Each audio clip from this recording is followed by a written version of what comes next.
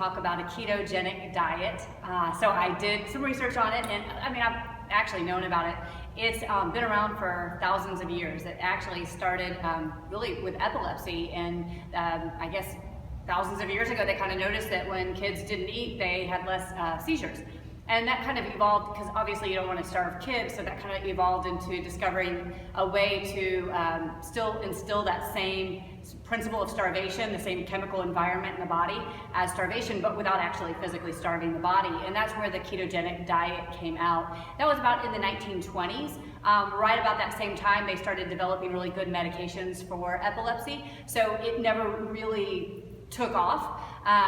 But here we are. I think bodybuilders kind of got into it, and so now here we are, 2017, and people are wanting it for weight loss. And so why weight loss?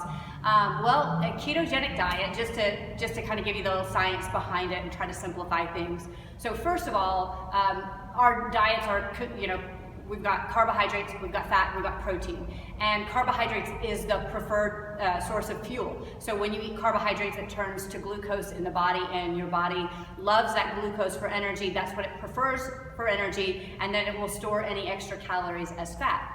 So the ketogenic diet is basically depleting the body completely of carbohydrates.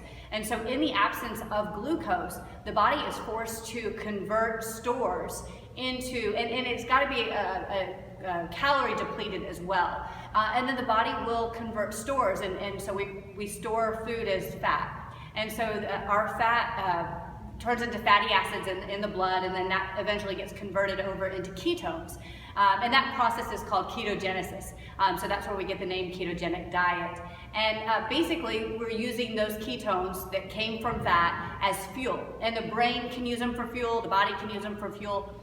And so I think the idea is that kind of on paper, well, then we're burning fat. So yes, and that's true, and it does work. And so now it's kind of become a fad diet.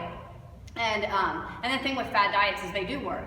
And so there's no denying that you can get weight loss because you are in a calorie depletion. You're not eating all the calories you need. And so then the body does convert that fat into fuel, and you lose weight.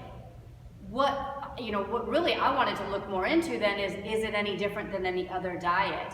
And the research is mixed. And so what that tells me is it just depends on you and your body, that everybody's an individual. I read research where there was better weight loss. I think I saw one study where it was almost even twice the amount, which is a small amount.